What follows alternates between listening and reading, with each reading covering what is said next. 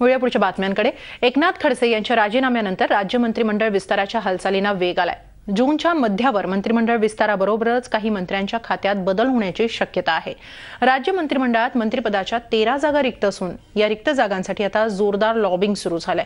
विस्तारात खडसे यांच्याकडील महसूल खातं कुणाकडे जाणार याबाबत विशेष उत्सुकता आहे। भाजप सरकार राज्यात सत्तेवर येऊन 20 महिन्यांचा काळ लोटलाय। या काळात अनेकदा मंत्रिमंडळ विस्ताराची हूल उठली, मात्र अद्याप प्रत्यक्ष विस्तार झालेला नाही। आता मात्र खडसेंच्या राजीनाम्यामुळे खडसेंकडील महसूल खात्यासह 10 खात्यांचा कार्यभार मुख्यमंत्र्यांकडे आहे। आधीच मंत्रिमंडळातील मंत्र्यांकडील खात्यांची संख्या जास्त आहे, त्यामुळे त्यांना काम करतानाही अडचणी येत आहेत। आता खडसेंच्या राजीनाम्यानंतर त्यांच्याकडील 10 खात्यांचा कार्यभार इतर मंत्र्यांकडे सोपवायचा आहे, त्यामुळे मुख्यमंत्र्यांसमोर मंत्रिमंडळ विस्ताराशिवाय पर्याय नाही। नियमानुसार मंत्रिमंडळात जास्तीत जास्त 42 मंत्र्यांचा समावेश करता येतो।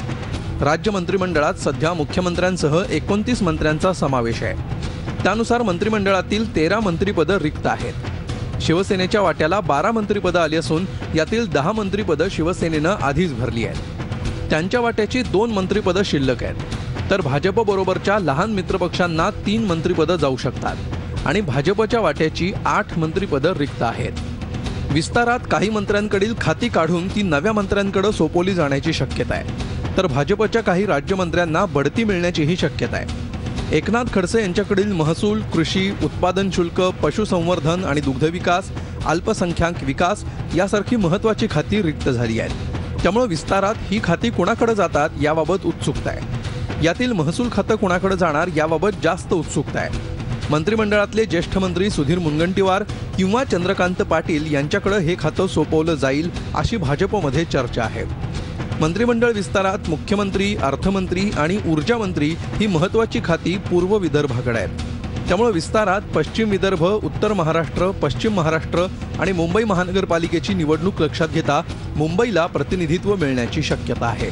राज्य मंत्रिमंडळाच्या विस्ताराची चर्चा सुरू झाल्याने भाजपमधील इच्छुकांनी मोठ्या प्रमाणावर लॉबिंग सुरू केले।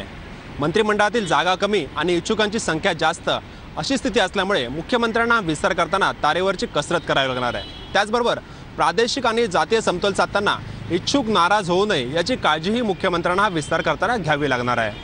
व्हिडिओ जर्नलिस्ट रवी चव्हाणसह दीपक भातुसे, झी मीडिया, मुंबई।